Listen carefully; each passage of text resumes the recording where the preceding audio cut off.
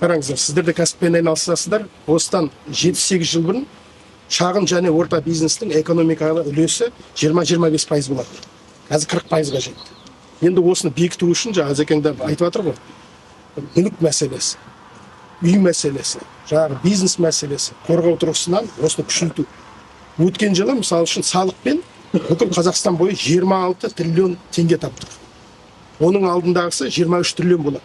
Соның құрылымын қарап отыратын болсақ, бұрын мұнайға, басқаға табынатын едік, металл басқа. Енді өзіміздің ішкі нарығымыз, өзіміздің саудамыз, осындай кәсіпорындарымыз осыған бола жол ашу керек болып тұр. Сол енді осы конституцияның қабылдануы біздің ойымызша кем дегенде мемлекеттік аппаратты сілкіп алуға қажет болып тұр. Кішкене есін қараңдар, жігіттер, бұрынғыдай мұнай заманы бітті. Қазіргі заманда тек ғылым, тек білім, жастар, олардың біліктілігі, енді қалай десек те қазір енді Шымкент, Түркістан деген біліктігін, жаңағы бәсекелестіктің жақсы бір көріністері бар ғой. Кез келген нәрсені тез үйреніп алатын, тез бастап кететін.